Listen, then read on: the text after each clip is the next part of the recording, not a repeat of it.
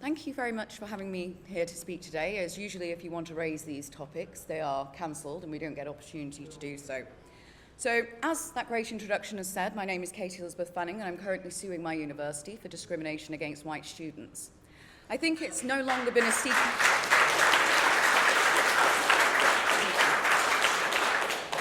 I don't think it's been a secret that for a very long time our universities have been heavily influenced by Marxist agents and activists that seek to indoctrinate rather than educate their students.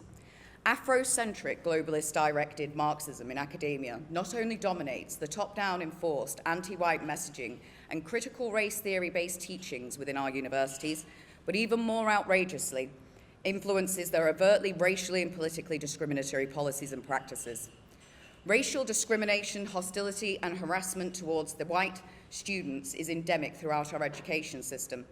It is actively encouraged and supported by most educational institutions who say this is positive discrimination, decolonization, and social justice. They claim to be anti-racist, but in practice and reality, they are anti-white.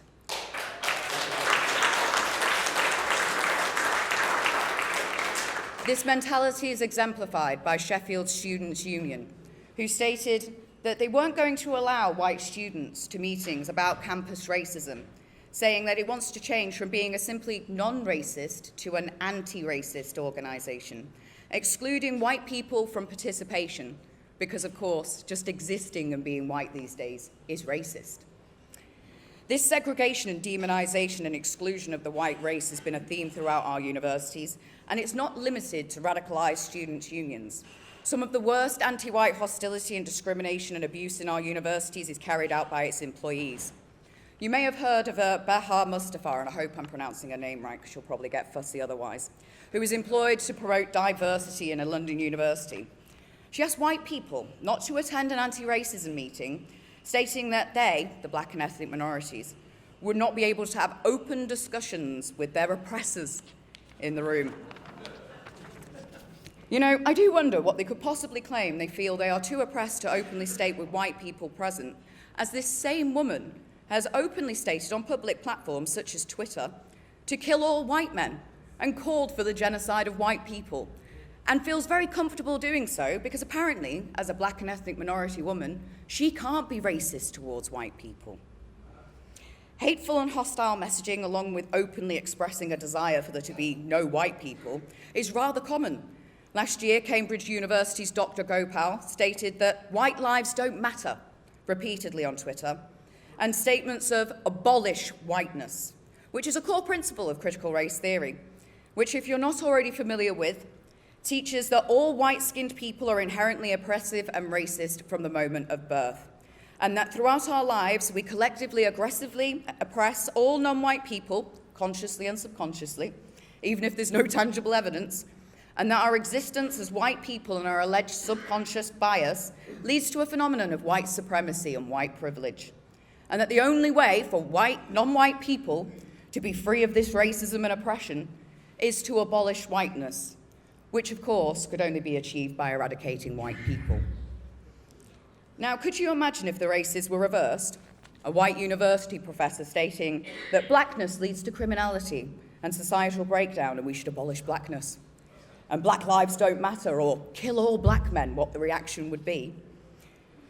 We'd probably have months' worth of violent riots where Marxists and various immigrant-descended people would commit murder, looting, arson, and assault that destroy our monuments, as we witnessed last year following the death of career criminal drug addict George Floyd. That professor certainly wouldn't keep their job or ever work again.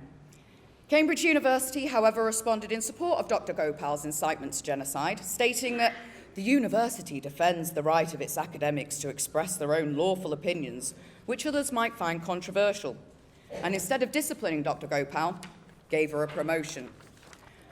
However, this right to express one's lawful opinions, even if they are controversial, didn't apply in the cases of Jordan Peterson, who had his fellowship removed, or David Starkey, who was first forced to resign because their controversial opinions weren't the right left-wing controversial opinions, like calling for white genocide.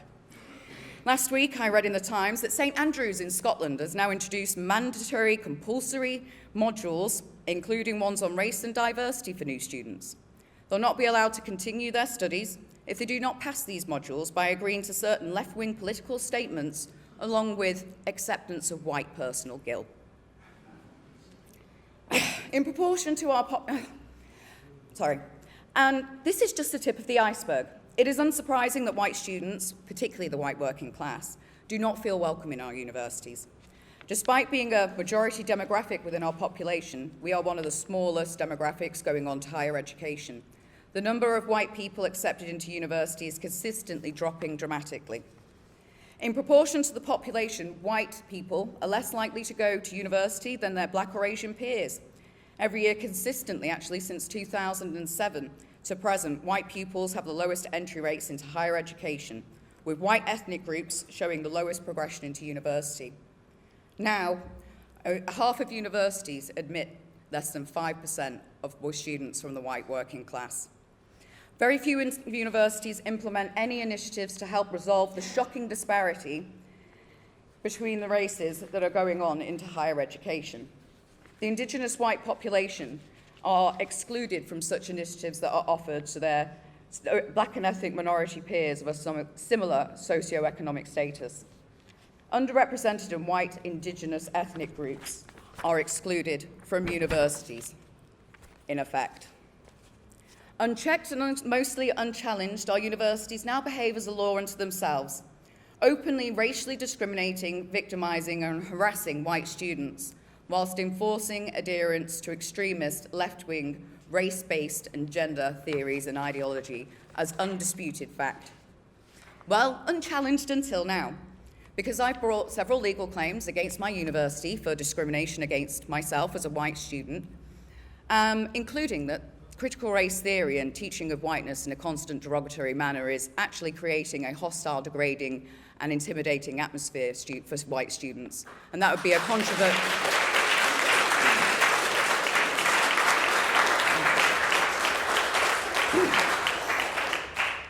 contravention of the Equality Act of 2010. Now, I don't know whether you want to hear the story of exactly what happened with me in my university. Well, okay. So during lockdown, I decided I wanted to retrain in something I was more passionate about, something that would be less vulnerable to economic downturn and the advancement of AI technologies, and seeing the disparity in the implementation of our laws depending on your racial profile, I thought the law would be a good thing to study. Plus, my long-term goals are to actually take this government, and past and present actually, to international courts for the acts of genocide against the Indigenous white population, so of course I've got to get legally trained. So I decided to enroll, and I'd enrolled in an online university because knowing how left-wing they are, I wanted to avoid the worst of the left-wing activists and propaganda. Unfortunately, I discovered that this was near impossible because it's ingrained within your course materials. You are subjected to a bombardment of anti-white propaganda day in, day out. It didn't help that when I first started university, it was Black History Month, and there was countless links to articles written about whiteness and colonization and slavery, an inaccurate dissemination of our history purposely to cause racial animosity towards the Indigenous white population. So initially, in my course materials, I was asked to introduce myself on the Introductory Law Forum for new students, and I did so. And I noticed that there was an awful lot of links to support services. None of these were for white students. There was an awful lot of propaganda about whiteness and how it is a negative for society. And eventually, after a few weeks of this, I posted underneath one of these propaganda posts on this Introductory Law Forum that I thought it was inappropriate and divisive to have such left-wing propaganda on a forum for introductory law students. Some students agreed, but of course the rabid left showed its ugly head, and I found that somebody had actually published my personal identifying information, including my address, with suggestions to Google me on this forum, and I later found out this also went onto Twitter. And I decided to make a formal complaint, and at the same time I raised my concerns about the racially discriminatory practices and policies of my university. They responded by disciplining me, and not the students that had racially harassed or bullied me or any of these things, or published my personal identifying information. When I contested this, they said it was because I'd called Black Lives Matter a terrorist organization. My university... my water because my mouth is incredibly dry. So I explained to them that they were actually breaching the Equality Act of 2010 because upon exploration of their website, there were services only open to black and ethnic minorities. There was a bursary scheme open for black and ethnic minorities from socioeconomically disadvantaged backgrounds. Any student that had a household income of less than £27,000 a year could get £1,000 to help them with their studies for the first 2 years. Disadvantaged white people were not allowed to apply.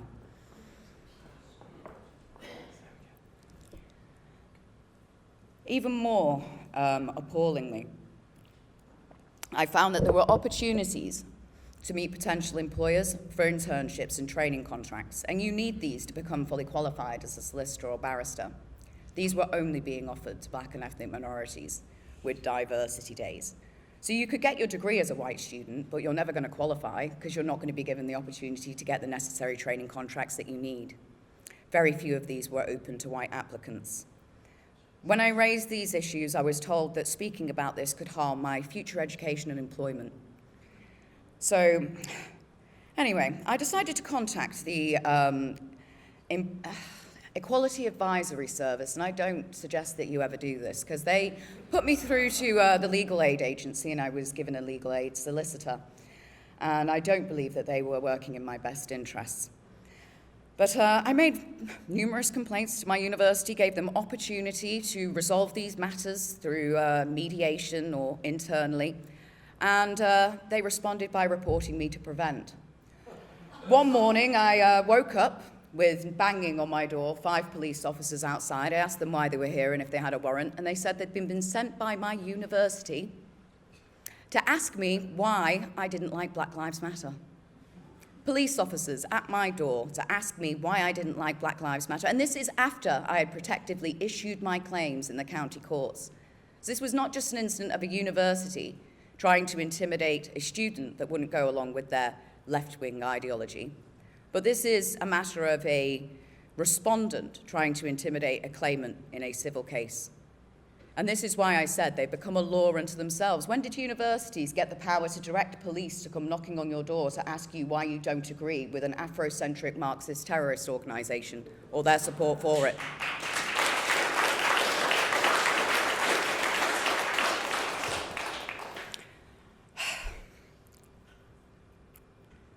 I also attended a tutorial on the British Constitution, and a debate was raised by my tutor within it. And they were discussing whether the British Constitution should be fully codified or not. And I was on the side of, yes, we should have a fully codified British Constitution, because certain unwritten principles and values are becoming undermined by the changing demographics in this country. And I was subject to a disciplinary for that as well, for suggesting that Sharia courts undermine women's equality before the law. I was told that this is an extremist view. I would like to know when women's equality before the law became an extremist position, personally. So probably go back to the script, shouldn't I? But yes. So I got a legal aid solicitor, and this legal aid solicitor was gathering information for me. And it came very close to my limitation date, and my legal aid solicitors filed all of my court forms incorrectly, to the extent where the courts wouldn't accept them and then were uncontactable for a number of days. And I was in a position where I had to decide whether I'm going to move forward of my own accord. And despite the intimidation, dissuasion, and victimization, including sending the police to my door, I have decided to pursue this legal action without any representation. Because if you are a white person in this country pursuing action underneath the Equality Act, you will not be given legal aid. And if you're a white working class student that's already socioeconomically disadvantaged, you're not going to be able to afford representation. And this effectively prevents us from being able to access our legal rights. And if we can't access our legal rights, then in reality they don't exist, making the white working class, well, an unprotected people within our own society. I've gone completely off script, so I have no idea where we are now. The consequences of remaining silent and allowing this anti-white agenda to continue unchallenged is incredibly dangerous, as it's not just about anti-white discrimination and fair access to education or opportunity, or even ability to access our legal rights as white people. This anti-white agenda that demonizes the entire white race and inaccurately disseminates our history to stir up racial animosity towards the white indigenous population is creating a climate ripe for violent genocide. Within a few decades, if nothing changes, we shall be a vulnerable, persecuted minority in our own homeland by force to a peoples that are taught to hate us. You only have to look at history or South Africa to see where this leads. This is why I would like to call on you all to follow my example, and despite the intimidation and harassment and victimization you may face, you must oppose this anti-white agenda no matter where you come across it, whether that's in the workplace, in education, or even within our NHS, which now spends £7 million a year promoting anti-white propaganda. But thank you. I don't know if there's going to be any questions. I'm happy to take questions.